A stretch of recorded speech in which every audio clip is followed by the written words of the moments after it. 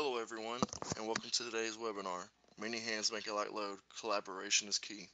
My name is Orlando Cooper, one of the graduate assistants at IHEC, and I'll be your moderator. I am assisting Madison, the Assistant Director for the Illinois Higher Education Center for Alcohol, Other Drug, and Violence Prevention, and we are very excited to be hosting today's event. Before I hand over the microphone, I have a few housekeeping items to cover about today's webinar and the GoToWebinar platform. For those of you new to using GoToWebinar, you will see the control panel on the right of your screen. This is where you will find the question box that you can type and submit to at the end of the presentation. All attendees will be muted for today's program, but that doesn't mean you still can't participate. So without any further ado, I'd like to introduce today's speaker, Dr. Allison Smith. The stage is yours. Good morning, everyone. So, Orlando, just want to double check you got my screen clear, got my slides clear and everything? Everything is good. Good. Awesome. So thank you all, everyone at IHEC. So I have been working with IHEC for quite some time, actually, from years ago when I met Dr. Eric Davidson, who actually came and spoke with our coalition. So one, thank you all, Madison, Orlando, thank you all for everything, for having me here with your audience today. We'll jump right into the presentation. Gonna cover a lot of information. Would help if I turn the clicker on.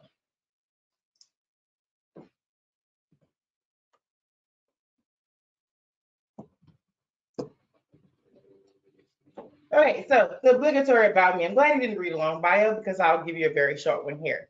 I am a native of Baton Rouge, Louisiana. I have been here my entire life, so that gives me a little bit different history of context. When we talk about prevention planning in Louisiana, I've been here my entire life.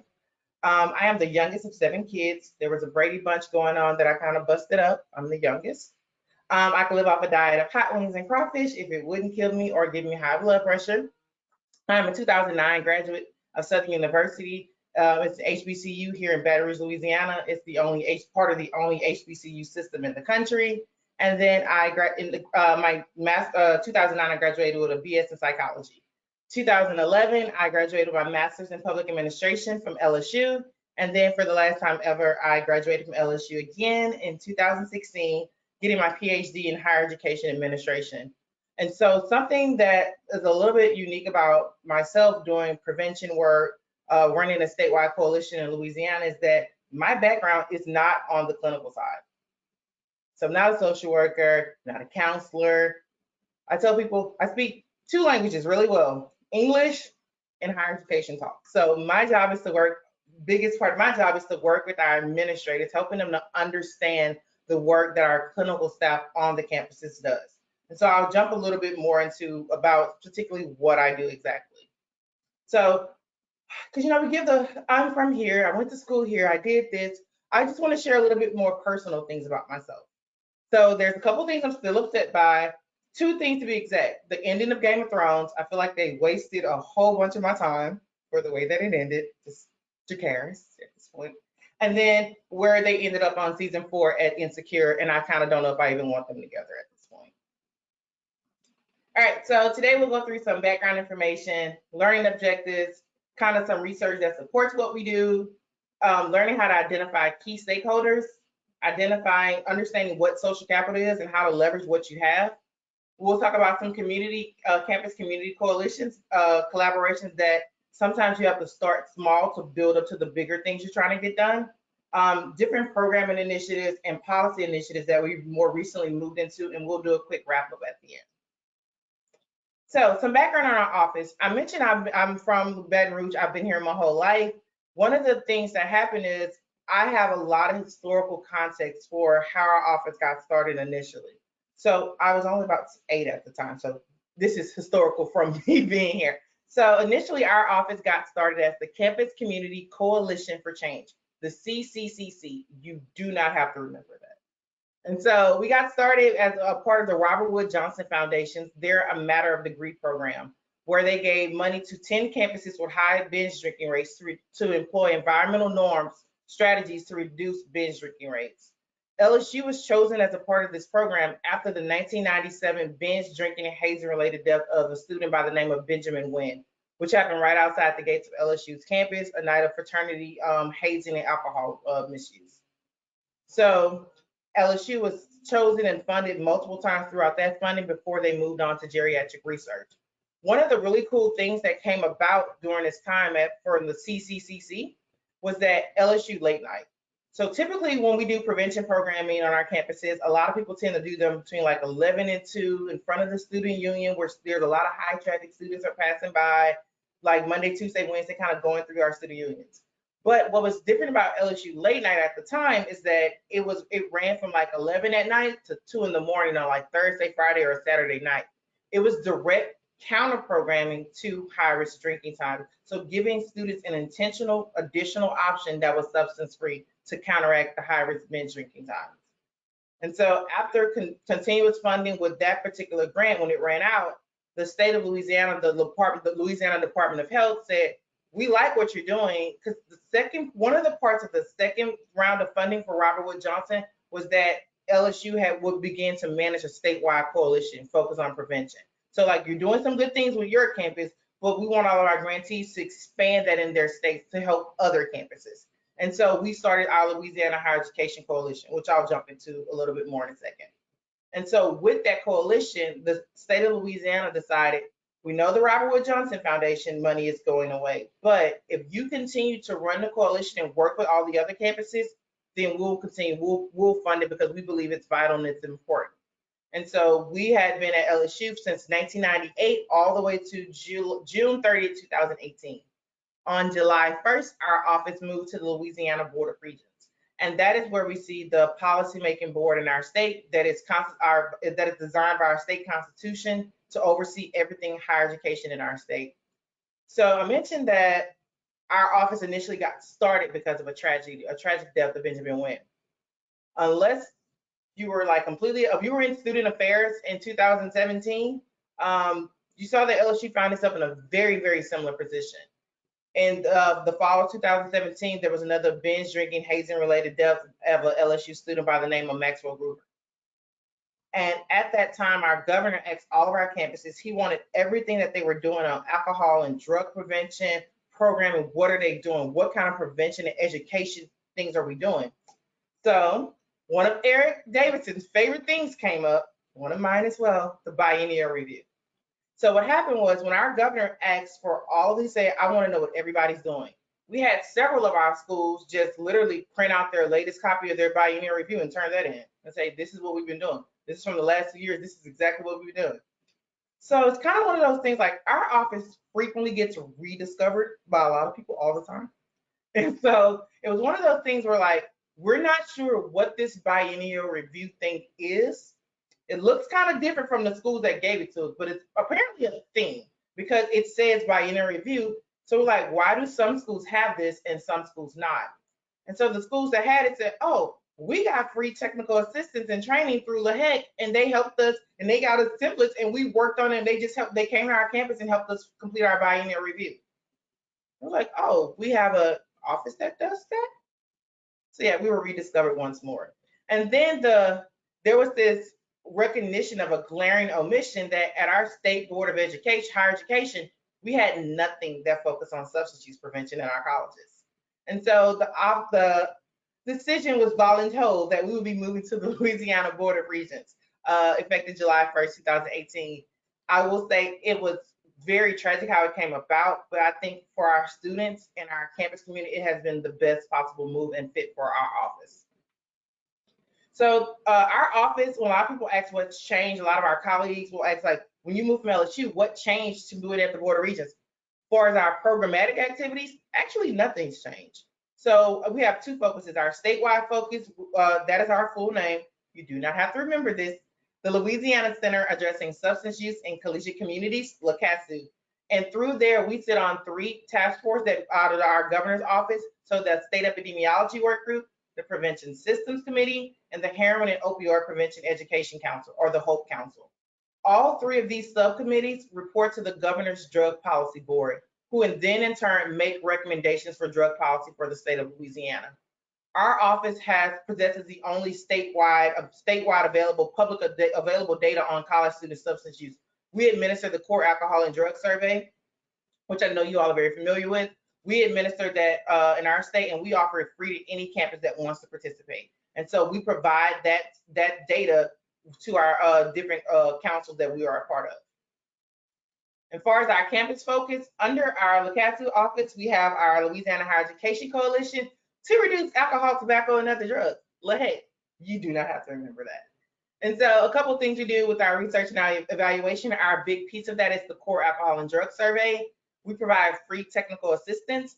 And so I mentioned the biennial review, helping our campuses understand and compile their biennial reviews. And then we also do professional development. So similar to how you all are having a webinar today, we also offer free webinars to our campuses, and it'll be back in person next year. The last year and this year will be virtual, but we have an annual summit where it is completely free for all of our campuses and our statewide and community coalition partners to attend. We bring in excellent speakers like Eric, who has come down and done like a whole half-day training on the biennial review for our campuses. And we bring amazing resources to them. No cost, none of our services cost anything for our campuses. And so that's some background on where we are. Right. So gonna quickly jump into some learning objectives. I promise you I'm gonna try to move to the kind of boring stuff as quickly as possible. And so 3 big takeaways I want you to have if you get nothing else today. That one, you're understanding your ability to identify key partnerships. I would love to tell you that you have an unlimited amount of time and that you can give all your partnerships all of the equal attention and time that you want to, but we know that's impossible because we all only have 24 hours a day and we're all tired. Like right now, we're all tired. So an ability to prioritize your participation. Sometimes it comes and goes and ebbs and flows in cycles where we have to be heavily involved in hands-on on projects, or is this something that we kind of need to roll off of or delegate to someone else in our office, or to say, you know what, this isn't really serving either one of us right now, because a lot of times in higher education, and we'll talk about this a little bit, we get sucked into traditions just because we've always done them. Not that they're effective, but that we've always done them. And then understanding the importance of social capital, understanding how you can use the social capital that you have to leverage and advance things on your campus. So some of the supporting evidence, I think one of the big things that guides prevention on our campuses, just in higher ed in general, is the idea of harm reduction, that environmental strategies, that it is very hard to convince any one person to change their behavior.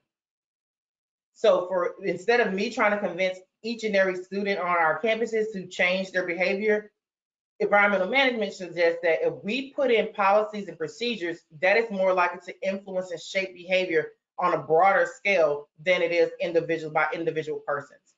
So a really prescient COVID-19 example for our state, initially, right when the summer happened last year, our bars were closed.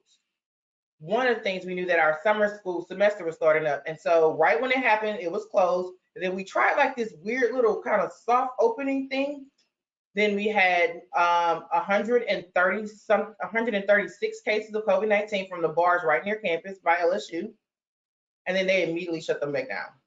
And then that was the first week was 136 cases, and then that grew from there. So understanding that even at this time, we can't stop doing prevention, even while we're doing COVID-19, because we know the inhibitions get lower and things of that sort. But one of the things that our governor did is when we decided to start opening things back up, he looked at environmental strategies for reducing substance use. So initially, when our schools first opened for the fall, our bars were closed. The first 2 weeks our campuses were open, the bars were completely closed. And then when they were allowed to open at a later date, they had to stop selling alcohol by 11 o'clock. Because the idea was that if we can't make everyone stop drinking all into the night and doing those types of things, but if I put a policy in place that says you have to stop selling alcohol, they'll drink less. Even if they go personally buy some from a convenience store, a retail store, they won't be served it in a bar. So instead of it's easier for me to put a policy in place that says you can't sell it after 11, instead of saying don't buy it after 11 to each individual person. The idea that the fastest way we shift behaviors is through environmental strategies instead of coercing each individual person. Because you all probably have a favorite song that you love that a lot of people hate, and it would be very hard for me to convince you that it's not a great song. And so instead of that, we'll just come up with a bigger list. So another one of the things that kind of grounds what we do is social norms theory, which began in 1986, and it focuses on the correction of misperception. Because we all know that when we see students who tend to use substances, they tend to say that, especially if they hang out with people who use substances the way they do, in their mind, everybody does this. Me and my two friends do this, so therefore everybody does this all of the time at the amount and level that we do. And so we know that that is typically that there's a huge gap between perception and actual use. So being able to correct the misinformation that students are presented with factual information. I know that you all do the core alcohol and drug survey, and I tell our campuses, it's only one part, one data point of your campus survey data. So there are tons of other things. You may do the National College Health Assessment, or you may do something that's run out of one of your psychology or addiction studies departments, but that is one piece coupled along with the reports from your counseling center, your campus police. What are the things you're seeing on your campus? I always hinge upon that there is no one singular set of data that tells the entire story, that we need everybody's data working in conjunction to paint a better picture. And so one of the things I want to really highlight about social norms theory is that the information about healthy drinking norms and attitude will encourage most individuals to drink less or not at all. And something that I think there were a lot of articles last year, and I'm just not sure if it was, I hadn't figured out yet if it was time with the closure of bars with more students going back home, that the kind of sober curious movement kind of took off last year, or the abstinence when it comes to substance use, that we know that there are students on our campuses that do not drink, do not use drugs or anything like that, but it's become a thing where they're sober curious. There are bars, there were a ton of articles last year where bars were beginning to offer more mocktails or fruit juice themed drinks, want to appeal to a bigger crowd of students who chose not to drink. So one, helping our students understand that no, not everybody drinks, and it's okay if you don't. All right, and this is excellent. I love this little visual from Dr. Keller and Dr. Bull at the Social Institute of Social Norms at Virginia, University of Virginia, their Social Norms Institute. The idea is that we identify a problem, we look at the intervention strategy. So that's like, you know, a lot of our campuses do these all the time, social norms campaigns, to try to say we want to reduce alcohol use. So we need to present accurate information about the current rates of use to correct what students are thinking is happening. So we go from the identifying the underlying problem, the alcohol use, correcting it with the proper, saying this is what we actually have. We're going to do a social norms campaign. The intervention goal is to correct that misperception. One, that either students are going to increase their use of protective behavior. So they're like, wait, not all students do this. So one, I could probably drink less, or I could use a designated driver. I could use Uber or Lyft, those types of things, and they're going to decrease their own hazardous drinking problems. And the goal is the overall harm reduction, to decrease alcohol-related adverse consequences. And so you can switch alcohol out for any other substance that may be an issue on your campus. So identifying key stakeholders. And I said a few minutes ago that I wish I could tell you that you had all the time in the world, but you don't. We know this. So questions that need answers. One, for me, it has been very beneficial. And so I mentioned that I've been with our office since 2010. I started as a graduate assistant, and so it was very interesting when I started as a graduate assistant. The assistant director at the time that hired me, she was on maternity leave and she never came back. And so I never met her. And so I was a graduate assistant who had a very big job, because at that time they brought back a retired consultant out of work. She retired, they brought her back. We were both working 20 hours a week running our office, and I've been the only constant person in our office since 2010. And so we've had our ebbs and flows where at one point I had a boss, 2 student workers and a graduate assistant. Currently, right now, it's myself and a program coordinator who just started in August, but before that, it was just me. So being able to understand that I have limited time and limited resources helps me to answer some of these questions. So one, whose mission do you help further? When you're looking at your own participation, as far as what committees, task force, or whatever ad hoc councils that you get put on, whose mission do you help further? What is the mission of your office, agency, or department? Whose mission do you help further? There are some people who your missions are just genuinely aligned with, that what you do helps to serve their mission. And I'm not saying it always has to be a give and take. Sometimes the balance is a little imbalanced, but that's okay. It's only so many of those things that we can do. And the next question is, who helps further your mission?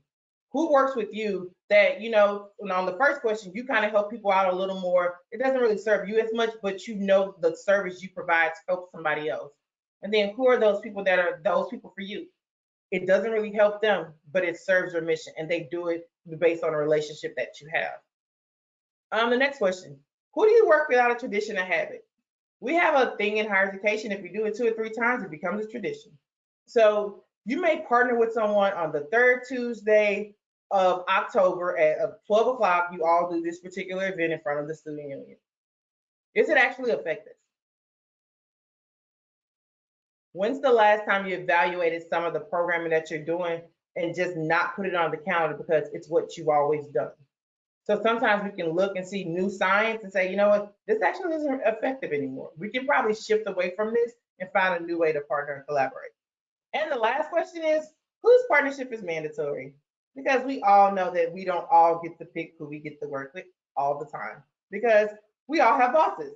And so one, whose partnership is mandatory? Sometimes there are things that we cannot get out of, we have to serve on, we have to do, but being able to balance, being able to place all of our partnerships and to answer these questions and kind of figure out and how to balance your time better. Because again, there are some people who you cannot get out of working with, you cannot get out the committee. That is the world that we live in. And it's one thing to recognize that, but it's another thing to recognize that and be able to work around that. Right. So social capital. One of my favorite concepts, it's a fancy name for basically it's the relationship that you have with people. The messy, no guarantee of success inner relationships of trust, commitment, social relations, influence, and communication. It is the weight of the relationships you hold with other people. Do you ever have someone on your campus, something like, I know that I don't really feel like doing this, but because it's this person, I'll do it. I don't necessarily feel like it right at this moment, but I'll do it. Or this person always comes through for me. Anytime they need me, I'm there. Or you're that person for somebody. It's understanding and utilizing those relationships that you have. And there's structural and cognitive social capital. Today, I'm going to share a little bit about a couple types of structural social capital. And that's basically the density, the size, and the depth of your network. So there are 3 types I'll talk about. The first one is linking, and I want you to think vertical, so up and down. So everybody on their campus cannot reach up and call the president of their institution. We know that. But there are some people who have that access. I have a colleague on a campus who it's through her work, looking at her organizational chart, it is very inappropriate for her to reach up and call her campus president. But he's been a family friend for 25 years. And so he told her, oh, I don't care what that chart say. Call me. Whenever you need me, call me. That's the type of social capital that she had that's not illustrated in the organization chart. He's like, no, I don't care what that chart says. Call me whenever you need something. Everybody doesn't have that access, but some of us do. And understanding where we have those opportunities where we can reach up to people. The next type is bridging. I want you to think horizontal. So those are people that are in similar positions, similar places on the organizational chart that you are, that you can reach across campus and make something happen. That's like, let's say I'm the assistant director of the health center and I have a student in recovery and we don't necessarily have a formal program. But you know what I can do? I can reach out to the director or the assistant director of housing and I can get this student housed in a different room. I can make sure that this student has, or I can reach out to somebody in academic affairs and say, hey, I really need to be able to get this student priority registration. They're in a meeting they need to attend. It's at the same time as another meeting. And if they don't get priority registration, it'll cause a conflict and maybe a stumbling block in their recovery. Can we work this out? Those are those relationships you can reach across campus and make something happen. And then the next one is trench. Those are the people that are down in the trench every day doing the work. And so let me give you a really good example of this at your campus or your agency. Usually my favorite trench people are the executive assistants and the secretaries. They know everything and can make everything happen. And so sometimes when we're looking for linking social capital, we're trying to reach up when we really just need to act the person who sits outside of that office. And so I sent them an email, but they didn't see it. They're like, well, did you send it to me? Or I can get it to there. For instance, for me in graduate school, working on my PhD, Miss Lois was a godsend. Miss Lois was the person at the graduate school that all the graduate students knew to call because Miss Lois knew everything. She's like, oh no, they weren't in their office today, but if you come back by, I just put a meeting on their calendar. They have about 15 minutes between two meetings. If you pop in there, you can catch them. So it's those types of people have building those relationships of trust among people across campuses, and that it's vital that we start to build linking, bridging, and bonding. That all three are necessary. One is not necessarily more important than the other. That we need all three of them. Okay, so I'll talk about some campus community club collaborations that kind of started out with a snowball effect and built to kind of where we ended up now. And so this is our first social norms campaign. It was back in 2014. It was called Who Will, I Will. I partnered with Dr. Wong Park and the LSU School of Manship School of Journalism.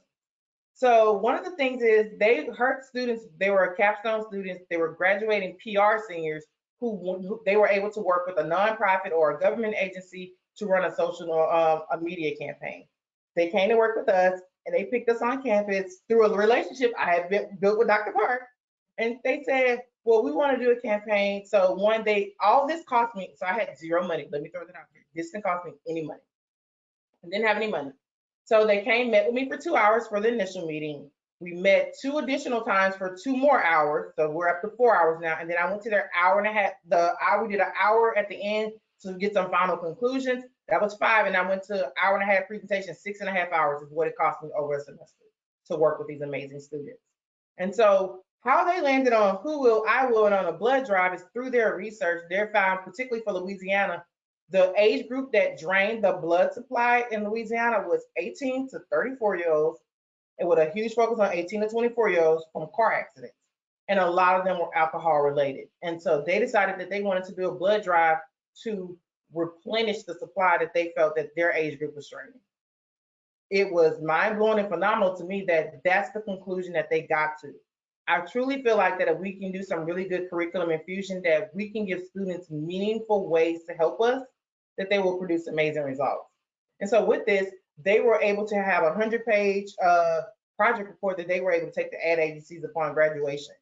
So they decided to do a blood drive, which was really cool. I mentioned a few minutes ago, I didn't have any money. So then they're like, what's your budget? I was like, I have no money, nothing. I am a state agency. We are being cut. Higher education is being cut. So I understand your Illinois woes. We were being cut right beside you. So we would have this conversation like, we're being cut on our higher education budget and on our healthcare budget. We don't have any money. And so these students, I don't know how they did this, because I'm a firm believer that nobody really tells students no. They got people to donate tons of gift cards for raffle prizes and things of that sort. They did tabling events around campus. But this was the first year that Bayou Country Superfest was here. They got somebody to donate them 2 VIP passes to Bayou Country Superfest. And that was their grand prize as a drawing from the blood drive. And they had almost 200 people, 200 students give blood that day in the student union, which was mind-blowing. And this was our first foray into this type of programming. And they did their social norms campaign throughout campus and things of that sort. That was in 2014. Had an excellent relationship. They told Dr. Park, we really like working with this particular agency. One, they're very open and they are very honest and showing us data and all the things we hadn't considered. And so we had a great relationship, which led to 2015. Dr. Park says, hey, Allison, I have another group of kids who they also want to do a campaign. Would you be willing to partner with them again? Absolutely. And so this was called my Girl Power Group. It was a group of 7 fierce young ladies who did everything they could do. And so they came up with multiple population segmented events. So knowing how to help, know how to survive spring break. They brought out the red solo cups because we talked about that in our initial meeting. Again, I only had a couple meetings with them. Again, I had no money. So we talked about these different things. They did education and tabling events, helping students understand those lines on the red solo cup. They did alcohol-free Jello shots that they gave out in front of the student union with tips to stay safe during spring break, the 2 or 3 days before spring break. And then that bottom right picture you see that says know your limit, that was they tested all their media slogans and things like that. That was the campaign they came up with. That bottom, they took over alcohol trivia night at one of our local bars. And I was terrified when they first approached me with the idea. But again, giving them meaningful work, they will produce amazing results. And so the bar owner let them take over and they did alcohol prevention trivia. They did a tabling event outside and then they went inside and did trivia. Again, I mentioned I had no money, so there had to be a prize for trivia. they gave away a trip for four to Cancun from studentcity.com that they got somebody to donate to. So they gave away a whole spring break trip. And so again, just amazed at the amount and the quality of work that these students were able to present. And so we had done these two campaigns, one in 2014, one in 2015. At the time, some of our other campuses and regional health offices, they were like, we really like how you all were able to kind of partner with them. That's really cool. Would you like come and present to our office, kind of see if one of us in our campus can kind of do something similar? Which led to 2018, one of our regions. So we have what are called LGEs, that's local governing entities. They're basically regional behavioral health offices through the Department of Health. And so they partnered with the two campuses in their region. This is from the Florida Parishes Human Services Authority, that LGE. They partnered with Southeastern Louisiana University, North Shore Technical Community College. They did focus groups, testing. This is the messaging and some of the graphics that they came up and ran on billboards and all across the campuses in their particular region. Because one of the things that we stressed, they were like, we can do Know Your Limit here. I was like, no. One thing about social norms campaign, they are very particular to the audience that they represent. And so like, no, that would test horribly at some of our other campuses. All that purple and gold, the EAUX, it would test horribly at some of our campuses, but it worked for LSU. So one, their initial program, I forgot what it was titled, but the students hated it, the ones that the staff came up on their own in this region. They got a group of students together to focus group and to come up with some slogans, and this is what they came up with. So this is 2018, let's fast, same year. This is an event for one of our, so I mentioned that was in our Florida Parishes area. This is in Baton Rouge, where I live. This is for the Capital Area Human Services District. They're our local governing entity. They had a red carpet night where they rolled out the red carpet. They had a premiere night. They had been working with multiple groups of young ladies, some at a high school for prom prevention, some of them with teaching refusal skills, things of that sort. And that night they were honoring all the young ladies that participated in their program. And so right before probably 3 weeks before this, a month before this happened, I went to a presentation by Capital Area Human Services as they were doing like a stakeholder rollout, kind of the results from their programming, things like that. And I asked a question, I think my question was, did you all find that students do not recognize drug classifications, but they recognize brand names? Because it is one of the things we see on our college campuses through and through that students they'll say, I don't take opioids, but I use Lortabs. So one, helping them understand the difference that was the same thing happen. We saw it a lot with our freshmen, and they said that's exactly what they saw, that students, they didn't really make the connection between drug classification and brand name. And so through that led to a conversation. I spoke with their executive director after we had a nice conversation, a very nice chat. So their executive director, our offices had never worked together before this. And I decided that, and I had heard that just historically, our offices just didn't work together. We just didn't. There was never really any reason, we just didn't. And so that year I decided that that's a relationship I want to form, and that there's no reason for us not to work together, and that it serves our mission and it serves their mission as well. We should definitely be working together. If I can help other regions do it, I definitely can help myself here. And so she invited me to their red carpet event. And I was like, absolutely, I'll be there. And so this is the red carpet event. This is their executive director, and this is two students. They're with two students from a local high school that ran a program at one of our local high school prevention program. They did alcohol facts awareness week, drug prevention at their campus. That's me at the event. And then, so that's the executive director I mentioned, Vivian. She and I were talking, we struck up a great conversation. And then probably a week after the event I went to show my support at her event, she called me. She said, hey, Allison, we're looking for somebody to host actually our red carpet event. We want someone that's young that can kind of relate to our audience. And I really think you'd be a great idea. So this is me hosting at that same event. So facilitating the discussion among the young students there at the event about their participation and what did they learn there. And the reason why I say that is that I was intentional about forming a relationship that served both of our missions. And so we started there. That started a beautiful friendship got started there. Next, this is 2019. This is another group of students that I work with, another group of graduating seniors. What you see in the middle of the screen is two billboards that were running across the city of Baton Rouge on our major interstate systems here. And then they worked with us very similar fashion that the other campuses did. And then they also they did another small survey with students from all three of the campuses here in Baton Rouge. And on the right, you'll see they're presenting to their particular professor, their graduating professor. And this time their professor was Dr. Sadie Wilkes, Mrs. Sadie Wilkes, who had won the Bateman competition the year before, which is the top prize for student PR competitions. And so this time she had heard about me working with Dr. Park, who was out of the country on sabbatical, said, yeah, I know she's gone, but I'd still like to work with you. And so I was like, absolutely sure. And I said, well, you know what? I actually, I have let me call Capital Area Human Services. Let me just see if they could use the help as well. And as I'm picking up the phone to call her, I get an email from Vivian from Capital Area Human Services. She says, hey, so let me tell you this. Remember how I said for the first two groups, I didn't have any money. Vivian calls me and says, hey, Allison, we want to do something on underage drinking prevention, and we want to focus on college students. And we have a budget of $23,000. Can you help us partner with one of the classes? Perfect. And so this is our 2019 campaign. I just served as a mediator here between Capital Area Human Services and LSU, working with those students, and they had a $23,000 budget to run their program across Baton Rouge, which was phenomenal. And it was an amazing experience because one of the things that was really funny, and I know you all feel me here, the students learn it's like, I don't want to work in, if this is how working for state government and things, I don't want to do this.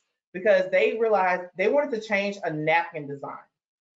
And they had already gotten the forms approved for the original design. They're like, if we have to go through all that again just to change the napkins, don't even worry about it. We'll just keep the napkins we have. And so they're like, yeah, there are a lot more restrictions that they have on that design working. So just learning to getting them real world experience and getting amazing results. And so we were able to get that particular project done. They had an amazing time. And then also they found out that the funder would not let them serve bourbon glazed chicken at the event. And they were like, it's just, but again, finding out real world experience, getting them an actual experience, again, had another 100-page ad book that they could take with them upon graduation. And so again, I mentioned being intentional about their relationship with Vivian. One of the things they were trying to do was Narcan training, trying to get as many people trained, particularly law enforcement, as they could. And so here, August 2019, this is one of the employees, Dawn Richards at Capital Human Services. She's doing a Narcan training and demonstration for the Southern University Police Department, my alma mater, who I have a great relationship with, who I have a campus liaison there through our statewide coalition. I was like, oh, you're trying to get to Southern? No problem. Let me give the chief a call and I can get you one scheduled. So we also provide lunch, and this is one of our technical assistance training we did for us. And they got to do their Narcan training. We got to provide technical assistance, and we got to feed a really great group of officers. So it was a win-win for everybody. And then all the officers were able to get Narcan that particular day. Again, starting from me going to support her event, volunteering at her event, having partnered with her other partnerships, and then continuing to build upon that relationship. So I think it would be remiss if I did not tell you that not everything I do passes with flying colors, because sometimes there are some failures. So this was actually in 2015. LSU still does not have a collegiate recovery community 6 years later. So there are some things that happen here. And so we tried to get a collegiate recovery program going at LSU. We had gotten a Transforming Youth Recovery grant, their Early Seeds grant, which gives $10,000 to start a collegiate recovery program. And, we started getting some students. We had some students we were working with, things like that, but we just couldn't get the support that we needed. And so I kind of had to shelve that idea, which hurt my heart. But we're kind of going to come back to that. So literally, I am still working, doing all the things that I do, and literally 4 years goes by. Four whole years goes by before I'm ever having a conversation about collegiate recovery again. So I get a call from and so now I mentioned we've moved to the Louisiana Board of Regents. So now the phone calls I'm getting are a little bit different. Just because of my position, I have access to a different group of people. I get a call from one of my system reps. So we have 4 systems of public higher education in Louisiana. I get a call from one of their reps saying, hey, one of our board members went to this conference and they were talking about collegiate recovery. And we're like, and she said, why don't we have that here? We have no programs. So we technically have 2 programs right now in Louisiana, 2. At that time, we had 0. She said, why don't we have any? She said, do you know anything about collegiate recovery or something? Can you put together a presentation? I said, actually, I can. I said, so I took a lot of the information I tried to tell LSU, put together a program, and then I remember I told you sometimes we get rediscovered. That they had a campus in their system that had actually been trying to start a collegiate recovery program after seeing our 2015 presentation at LSU. And so I was like, you actually have a campus that has been trying for like 2 years. They just haven't been able to get the support that they need. It's like, oh, we had no clue of that. And so what was born was that in September 2019, after I did that presentation in March 2019, September 19, 2019, we launched the first collegiate recovery program in Louisiana. It's at the Southeastern Louisiana University, their Line Up Recovery Program. And so that is our commissioner, Kim Hunter Reed, with one of the students, Madison, that's saying that she gets a future now and that what collegiate recovery meant to her, being able to have that program, to have a safe and affirming environment to maintain her sobriety, but also get a degree from Southeastern. And so being able to, one, understand what that means to our students. And so now we have an additional program. Give me one second. We have an additional program at Tulane University, and we're looking to expand over the next 2 years or so. I am looking to push, helping egg our state along and getting a couple of more collegiate recovery programs. And so again, building upon the relationships that we have to keep moving. And we've had a very long-standing relationship with the Louisiana Department of Health, who have been all for changing and moving with the current research and programming with the Office of National Drug Control Policies, their recommendation to expand collegiate recovery access, being able to expand those supports. They've been an amazing partner moving along with us. And so, and I mentioned the National Drug Control Policy. This is me over there with the arrow at one of their meetings back on November 13th in 2019. We were talking about expanding campus naloxone access. We know that in our state, the question had begun to come up that people were kind of questioning that, like, oh, is that something we should do? We know that our state has an opioid use issue. And so one, our Department of Health was looking at how can we expand it into many facets, prevention of that into many facets as possible. And so fast forward to January 2010, this is me having presenting with that system conference to those board members and others about collegiate recovery at Southeastern. And now they have 2 other campuses in their system that are looking to start programs as well. And so again, building upon the smaller things that you've done to keep the momentum going. So some of our programming initiatives. So I'm gonna go kind of fast here. One of the things I always tell our campuses is that do not chase the shiny carrot. Do not. We know that sometimes in our work we have to, but we know right now that the money isn't opioid funded. We know that for a statewide prevention, that kind of treatment dollars, it is highly tied to opioids. But what we know is that we want to do data-driven prevention work. That we look at our numbers, college student opioid use is not at the place of general population, and almost being in college seems to act as a protective factor. And so one of the things that we want to do is not get so caught up chasing money that we move away from the things that our data shows that we need to be doing. And so for us, now I'll just show you, and this is from the 2018 college prescription drug study, we know the issue is stimulants. And so pain medication is there, but it's stimulants typically the drug of choice for college students after alcohol and marijuana. One of the things that we told our Department of Health is that when they were having conversations about additional funding from the state opioid response grants from STAMHSA, was that please advocate for the inclusion of stimulants, because we know that that's what students are using. That's what our data shows. For all of our data on all of our campuses, any source of data that they have, stimulant use is higher. But I told them, I said, what we can do is we can take the money, but you have to allow us, let us serve your mission and serve ours. We can talk about opioid misuse, but we also have to be able to talk about stimulants and keep our larger conversation about all drug misuse going on. And like, that works for us. So one, not getting so bogged down, still being data-led in what you do, that you can talk about additional things, but don't forget the things that your data is telling you, even when your funding says different. And so able to partner with them and do that. And so now that leads us, they were very on board with that. That's like, well, that works for us. You're still addressing the things that we need you to address, because we know that when we get to forest prevention, a lot of the strategies are the same.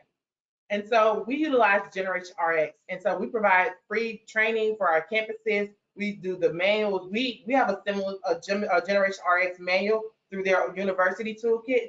that one that works. It is assembled in a way that works for our campuses, and its way is structured. So I tell them, if you go print this toolkit, it won't look like the binder I'm giving you, but it's the same information. But we provide those binders printed free of charge. We ship them to the campuses now during COVID. But these are the 4 safe medication practices that were that are the main point of Generation RX. And what's really good about this, these are the 4 key messages, but they work for any drug, for opioids and stimulants. And it focuses, Generation RX focuses on opioid and stimulant misuse. And so we're able to, and our campuses really liked it because they knew that the stimulant issue was on their was the rising issue on their campus. And so for us, when we look at opioid use, we look at ourselves being in a very unique position on prevention to do really good primary prevention, that our campuses never get the opioid use numbers that we see for stimulants or marijuana or alcohol misuse. And so we're doing, in our mind, we're doing very good prevention on the front end. And so this was us. This was me in Baton Rouge with our Capital Area Human Services training. I did Generation RX training. Our Regional Behavioral Health Office did Narcan training and gave out Narcan. This is me in Baton Rouge. Then we went to Lafayette. We went to Lake Charles area. We went to the Shreveport area. We went to the Monroe area, and we went to the Lafayette area before COVID stopped. And so we did some online training, but this summer I'll be back on the road again, doing some training for our campuses, doing some more in-person training on this for them. And so moving along to our policy issues. So this is training that we were already starting to do.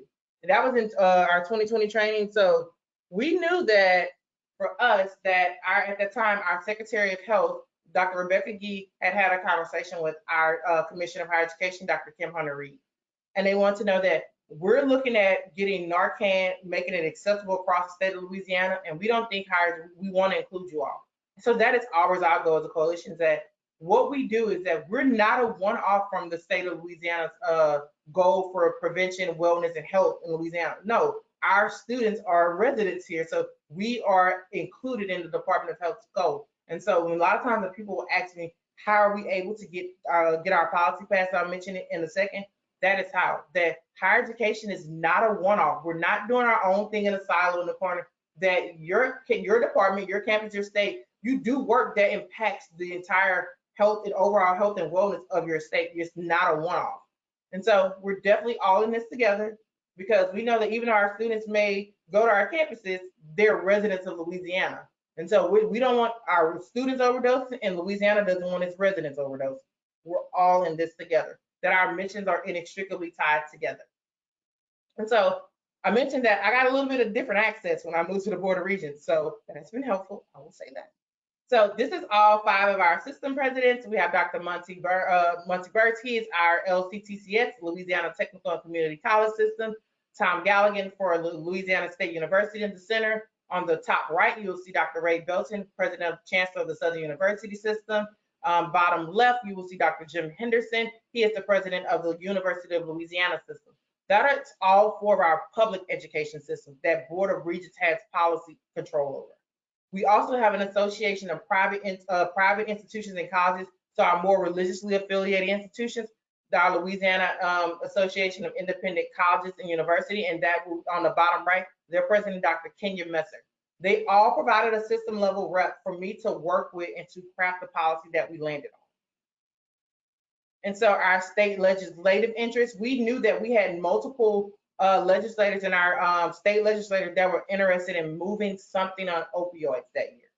And they all, sometimes you all understand, sometimes good efforts doesn't always translate into good policy. And so I think we've all seen that before. We've had like knee-jerk reactions to policy that comes out that makes it very hard and cumbersome on our end as higher education professionals to implement. And so we decided, we had conversations with all of our legislators that were interested, and said, hey, so our office, the Board of Regents, the Department of Health, said we have people that let us kind of take the lead on this. We have an office here that they already do this kind of work with the campuses. Let us take we're the policy board for the state, for higher education. Let us take a stab at this. Let us have this. And we assured them that we would have all kinds of collaboration. We would address all of their concerns, and they agreed. And this is how we came up with our policy. Our Board of Regents opioid education, training, and reporting policy, which teaches students the dangers of opioid use and how to spot an overdose, places free naloxone on every campus, and establishes a reporting protocol for naloxone administrations. So I'll quickly go through our components of it. It's three key components.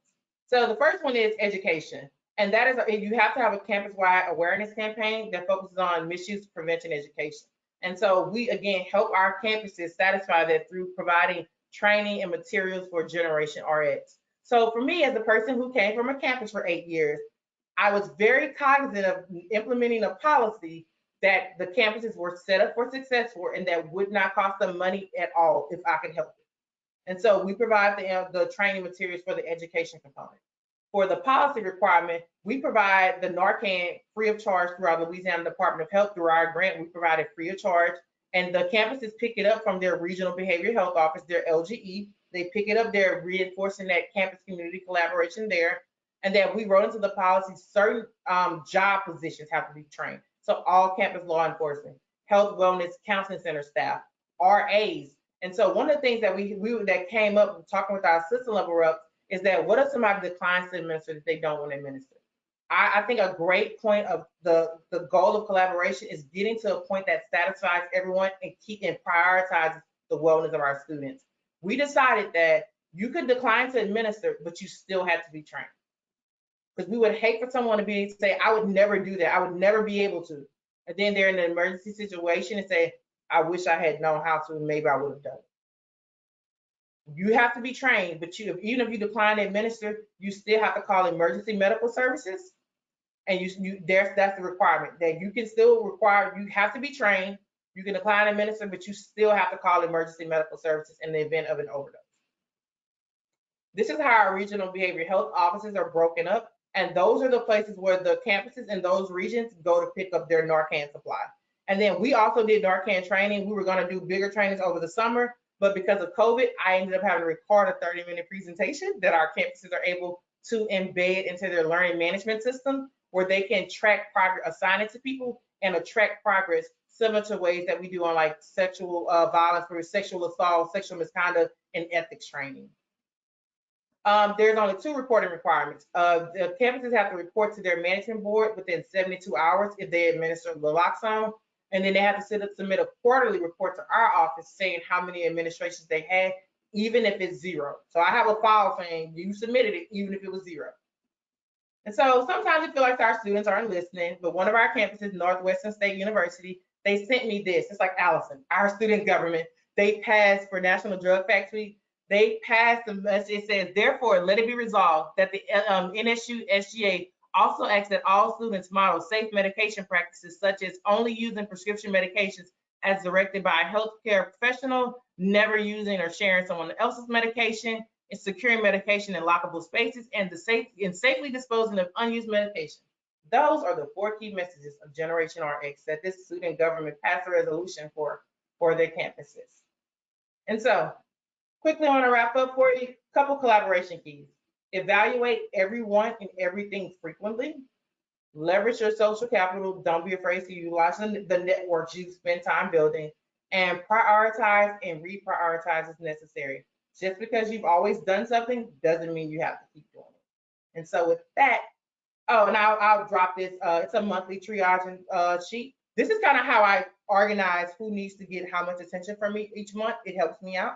The red, that is ongoing people who need constant assistance. A constant assistance that month, they may have a training or something coming up that month. The yellow, those are my standby people that they really just probably need an introduction to somebody else, or a TA, really quick answer is limited. Green are my autopilot people. Those are my campuses. They don't really need much. Like they may send me an email here or there. They don't really need too much. I can kind of, if I don't check in with them this month, it'll actually be fine. Or I check in once this month, it'll be fine. The blue, that's why I don't want you to get stuck at. It's the blue. That's my back burner people. Those are the out of the blue left field requests that come and kind of eat away at our time. So being able to kind of prioritize where you spend your time. And so I will turn it back over to Orlando for questions. Yes, thank you for that wonderful presentation. And as she said, we'll take time out for questions. So type away, people, attendees.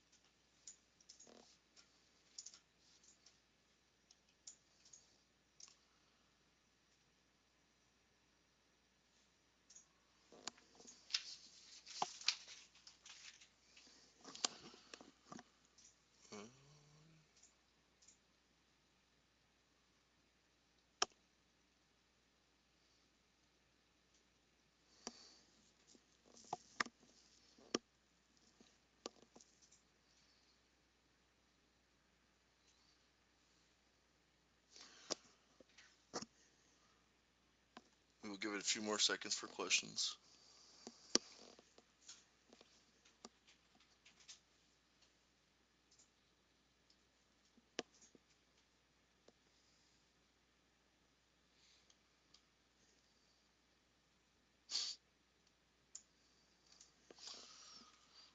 That just means I've been absolutely fabulous and I've covered everything that I came to cover and that nobody has any questions.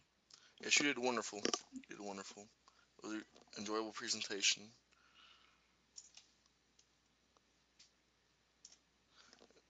And since there are no questions, I'll close with a statement.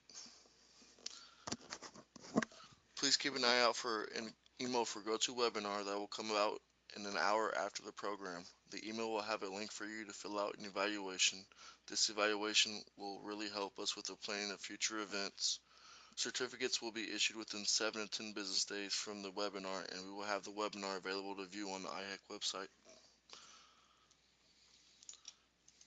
And Dr. Smith's contact information is on there for anyone who wants to contact her. Thank you all again for having me. Someone says this is not a question, but I just wanted to say this was very engaging and interesting. Thank you so much. Thank you. Thank you for your comment. I really appreciate that. And everyone have a good day, and you have a good day too, Dr. Smith. You do the same.